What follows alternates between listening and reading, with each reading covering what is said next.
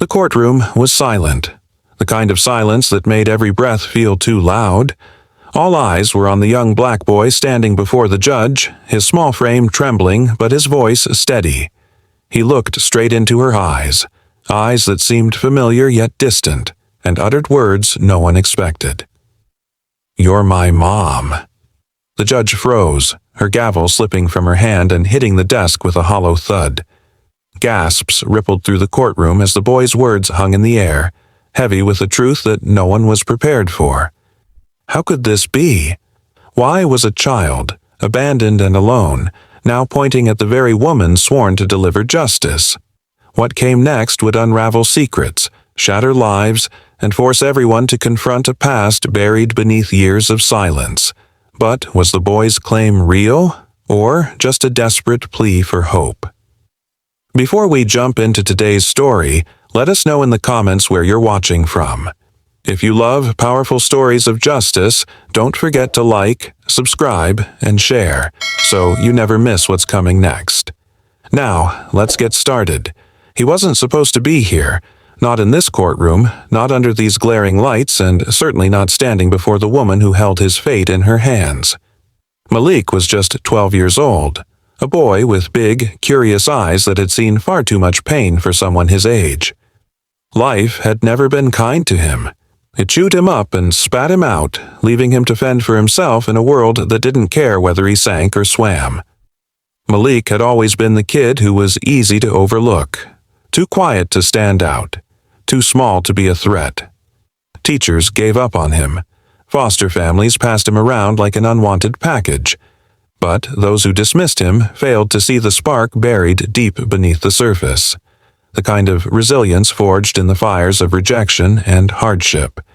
He didn't just survive, he observed, learned, and adapted. Every door slammed in his face, every whispered insult, and every look of pity became another reason to fight harder, to prove he was more than what the world assumed. Yet even Malik had secrets, and one of them had brought him here today. And as he stood in that courtroom, staring up at the judge who seemed more shaken than he was, Malik knew one thing. Everything was about to change.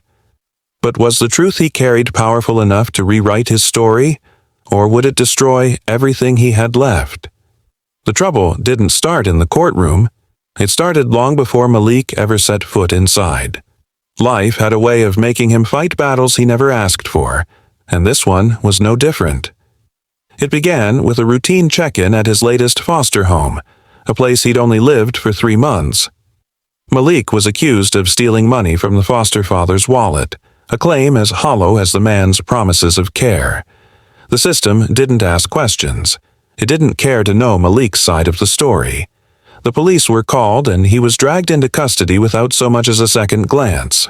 To them, he was just another black kid with a troubled past, an easy suspect in a world where assumptions hit harder than facts. In court, things didn't get any better. The prosecutor painted Malik as a repeat offender, citing incidents from previous homes. Fights, broken rules, moments of defiance that had nothing to do with this case. His court-appointed lawyer, a tired man who barely skimmed the file, offered no real defense. Malik wasn't just on trial for a crime he didn't commit. He was being judged for simply existing in a system that saw him as disposable. But what no one knew, what Malik had kept locked away in the quiet corners of his heart, was a truth that could turn this entire trial upside down. A truth that wasn't just about the stolen money, but about the woman sitting high above him on the bench. He clenched his fists, his mind racing as the prosecutor continued their attack. Every word felt like a lash against his already bruised spirit. He had 2 choices: stay silent and let them define him, or speak the truth and risk everything. And as the judge leaned forward, her piercing gaze meeting his, Malik took a deep breath. His next words would decide everything. "Your Honor," Malik said, his voice steady but laced with emotion. The entire courtroom turned their attention to him as he raised his head, meeting the judge's stern yet curious eyes. "You keep asking me questions about what happened, but I've got one for you instead." The room stiffened. It wasn't often that a defendant dared to challenge the authority of a judge, let alone a boy as young as Malik. The judge tilted her head slightly as though trying to read the boy's mind. "And what question would that be?" she asked, her tone calm but firm. Malik hesitated for a moment, swallowing hard. This wasn't part of the plan, if he even had one. But deep down he knew the time had come to unveil the truth he had carried alone for far too long. "Why do you look exactly like my mom?" he asked, his words cutting through the silence like a blade. The room gasped. The prosecutor dropped their pen, the defense attorney froze, and the judge visibly recoiled. Her composed expression faltered for the briefest moment before she quickly regained control. "Excuse me?" she said, her voice now tinged with disbelief. "You heard me," Malik pressed, his courage growing with each passing second. "I've seen the picture 1,000 times. My mom, she disappeared when I was little, but you look just like her. Same eyes, same face, same everything." Whispers erupted in the courtroom, growing louder until the judge banged her gavel to restore order. But her hands trembled as she gripped it, her mind racing. Malik wasn't done yet. "I know you think I'm just some kid making stuff up to save myself," he said, his voice cracking. "But I'm telling the truth. And if you don't believe me, check the records. You'll see, I'm not lying." The judge's stern facade began to crack, her breathing uneven. Malik had thrown a match into a powder keg and the explosion was just beginning. All eyes were on her now, waiting for her next move. But the boy's next words pulled the rug out from under everyone. "Why do you think I said it? You're my mom, and you left me." The courtroom erupted into chaos. The whispers turned into murmurs, and the murmurs grew into loud, frantic conversations. The judge sat frozen, her usually unshakable demeanor shattered by Malik's words. Her face turned pale, her lips parting as if to respond, but no words came. "Order! I will have order in my courtroom," she finally managed, banging the gavel with a force that betrayed her inner turmoil.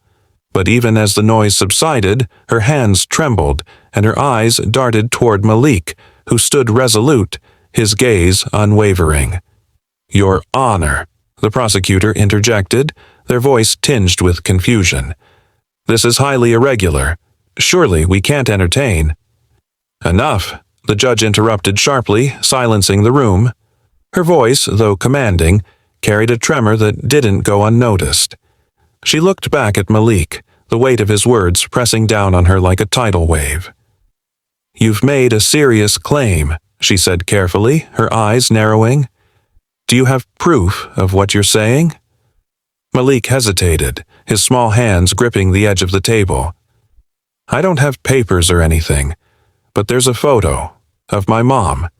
It was in my stuff when I went into the system, but it got lost." His voice dropped, heavy with frustration. "It always gets lost, just like everything else." The judge leaned back in her chair, her composure slipping further. "Clerk," she called out, her voice cracking slightly. "I want this investigated. Pull the boy's case file. Get every detail about his family history, now." As the clerk hurried out, the room remained thick with tension. Malik's defense attorney, usually indifferent, finally stirred. "Your Honor," he said hesitantly, "if what my client is claiming has merit, then we owe it to him to uncover the truth." The judge didn't respond immediately. She stared at Malik as if trying to see through him, to read the years of pain and perseverance etched into his face. "Recess," she finally announced, banging the gavel once more. "This court is in recess until further notice." But the story didn't pause there. Behind closed doors, the investigation began. Caseworkers were called, old files were dug up, and records long buried in bureaucratic red tape were finally unearthed. Malik's claim sent ripples through the system, forcing everyone to look deeper than they ever had. And when they did, the pieces of a puzzle too painful to imagine began to fall into place. Birth records, foster placements, and a sealed adoption file, all connected by one unthinkable truth. But what the records revealed wasn't just shocking, it was damning. And as the courtroom prepared to reconvene, Malik sat alone, his heart pounding. He had spoken the truth, but now he was about to find out if the truth would finally set him free, or destroy everything he had left. The courtroom was packed when the session resumed, the air thick with anticipation. Every seat was filled and the murmurs of speculation buzzed like a swarm of bees. Malik sat quietly, his hands folded in his lap, his gaze fixed on the judge who hadn't looked at him since she returned to the bench. "Court is now in session," the bailiff announced, his voice booming. The room fell silent as the judge raised her gavel, though this time her hand didn't tremble. "During the recess," she began, her voice steady but carrying an unmistakable weight, "a thorough investigation was conducted into the claims made by the defendant." Her eyes swept the room before landing on Malik, who stared back with unwavering determination. The clerk stepped forward, holding a stack of documents. "Your Honor," they said, "we retrieved birth records, adoption files, and caseworker notes. We also uncovered a sealed file, one that identifies the defendant's biological mother." A collective gasp rippled through the courtroom. The judge's expression tightened, her usual air of authority now overshadowed by something deeper: fear. The clerk continued, their voice shaking slightly. "The records confirm that Malik's mother is—" They paused as if struggling to say the words. Then, with a deep breath, they finished. "Judge Eleanor Blake." The room exploded. Reporters scribbled furiously, spectators murmured in disbelief, and even the prosecutor sat back, stunned. But Malik didn't flinch. He simply stared at the judge, his mother, waiting for her to respond. Judge Blake's face was unreadable, her mind a storm of emotions. Finally, she stood, her robes billowing as she stepped down from the bench. For the first time, she looked at Malik not as a defendant, but as a child she had left behind. "Malik," she said softly, her voice cracking under the weight of his name. She took a step closer, her usually composed demeanor crumbling. I didn't know it was you." Malik's eyes filled with tears, but he didn't back down. "You didn't even look for me," he said, his voice trembling but firm. "You left me. You moved on, and I was just forgotten."